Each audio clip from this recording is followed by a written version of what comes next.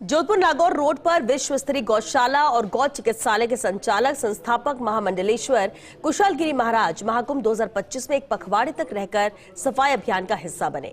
अब कुशाल गिरी महाराज वापस गौशाला पहुंच गए हैं। इस मौके पर कुशाल गिरी महाराज ने फर्स्ट इंडिया से खास बातचीत में कहा कि 144 साल बाद इस महाकुंभ का संयोग बना है, वो अपने आप में विश्व रिकॉर्ड है। अभी तक 42 करोड़ भक्त संगम में डुबकी लगा चुके हैं। उम्मीद है कि जब तक महाकुंभ पूरा होगा तब तक आंकड़ा 50 करोड़ के पार पहुंच जाएगा।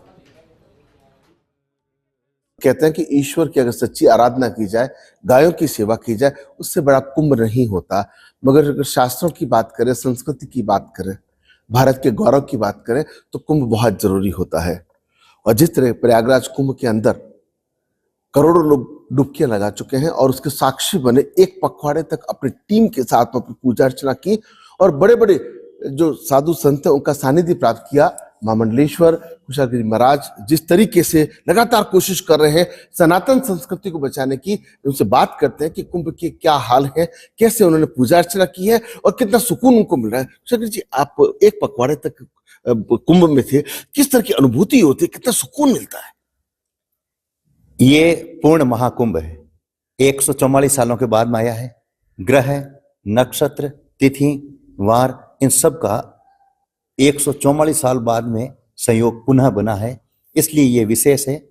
और यह महाकुंभ जहां आप देखते हैं कि इसे प्रयागराज कहा गया है, ये सभी तीर्थों का राजा है और यहां कोई विशेष बड़ा मंदिर नहीं है। और यहाँ की मिट्टी का, यहाँ के संगम का महत्व है। और खास बात यह है कि महाकुंभ के अंदर दो चीजें आपको देखने को मिलेगी। इसमें एक संगम की, यूं समझ लीजिए, विशेषता है। गंगा, यमुना, अदृश्य सरस्वती, उसमें स्नान करने का बड़ा महत्व है। वैसे गंगा जी हरिद्वार से सागर तक जाती है, लेकिन उस स्थान का संगम हो जाने से विशेष प्रभाव है, जो सतयुग से हैं, युगों युगों से हैं। एक दूसरा, महापुरुषों से मैंने सुना है कि वहां इसलिए उस चीज का और महत्व बढ़ जाता है कि वहां पर हजारों नहीं, लाखों की संख्या के अंदर एक साथ में संतों के दर्शन हो जाते हैं, अनेक महापुरुषों के दर्शन हो जाते हैं। लेकिन ये समझ में नहीं आता कि ऐसा क्या ज्वार भाटा है, लोग गिरते पड़ते, भीड़ में, पसीने में, सर्दी में, मतलब किसी की परवाह किए बगैर एक भक्ति भाव में वहां पहुंचते हैं। और वहां जब भक्ति में जब गोते लगाते हैं, उनको जो सुकून मिलता है, क्या हम कुछ शब्दों में विवेचित कर सकते हैं? शब्दों में वर्णन करना मतलब बहुत कठिन है। कारण यह है कि उस तिथियों के अंदर अगर महाकुंभ के पश्चात स्नान करेंगे उतना महत्व नहीं है, लेकिन उस टाइम की वैल्यू है, उस क्षण। और उस जो 45 दिनों का जो महाकुंभ है, उस 45 दिनों के अंदर 5 जो शाही स्नान है, 5 शाही स्नान के अंदर उनका और विशेष हो जाता है। कि कहते हैं ना कि जैसे मतलब दान करने के लिए अमावस्या, पूर्णिमा, चंद्र ग्रहण, सूर्य ग्रहण, आखा तीज, यूं समझ लीजिए विशेष पर्व होता है। तो यूं समझ लीजिए कि जैसे अलग अलग, जैसे आप घर पर भक्ति करेंगे तो राम कहेंगे तो 1 गुना मिलेगा, गौशाला में 100 गुना, पहाड़ों पर, शिवालय पर, मंदिर पर, नदी पर हजारों अलग अलग उसका प्रताप है। उस समय मोक्ष की प्राप्ति, पाप धुलते हैं और पितृ तृप्त होते हैं। और वहां कोई भी दान करते हैं, जैसे कोई मुंडन करवाता है, गरीब को दान देते हैं, कहने का मतलब है गुरु की सेवा करते हैं। और उस समय आपने 1 मिनट आपने राम नाम का कीर्तन कर लिया, या गुरु जी ने जो भगवान का नाम दिया है उसका आपने जो है जाप कर लिया, तो समझ लीजिए वो 1 लाख गुना हो गया। संगम में स्नान करना है। कैसा लगता है, देश के प्रधानमंत्री नरेंद्र मोदी से लेकर मुख्यमंत्री योगी आदित्यनाथ के अलावा शासन प्रशासन ने कोशिश की कि बहुत भव्य तरीके से हो, तो इसका कितना प्रभाव और परिणाम विश्व स्तर पर पड़ेगा?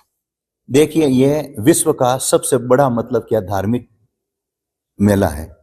और अब तक, आज की तारीख तक, 14 तारीख तक 42 करोड़ से ज्यादा लोग वहां आ चुके हैं। 50 करोड़ का आंकड़ा पार होगा। दिव्य कुंभ, भव्य कुंभ सरकार की इच्छा थी, मेरी भी हार्दिक इच्छा थी कि वो स्वच्छ बने। इसलिए मैंने भी महाकुंभ के अंदर जो सफाई कर्मी थे उनके साथ में रोजाना 1 घंटा सफाई का राउंड लिया। मेरे पास में वीडियो भी है, फोटो भी है।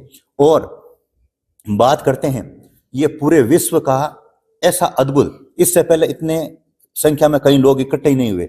और जाम को देखिए आप, 24-24 घंटों के अंदर जाम में लोग फंसे हैं। समय पर उन्हें भोजन नहीं मिला, पानी नहीं मिला, मैंने अपनी आंखों से देखा है। और कई असुविधाएं रही, लेकिन उनके अंदर वो एक पता नहीं कहां से वो ऊर्जा आई, वो इतना है कि नहीं हम जाम में फंसे रहेंगे, लेकिन गाड़ियां उन्होंने पीछे नहीं मोड़ी। गवर्नमेंट ने अनाउंस कर दिया कि आप 4 दिन बाद में आइए, अभी इस तीसरे अमृत लास्ट स्नान यानी कि माघ पूर्णिमा के बाद में आ जाइए, लेकिन गाड़ियां नहीं मोड़ी। लोग वहां गए और 20 किलोमीटर पैदल चलना स्वीकार किया।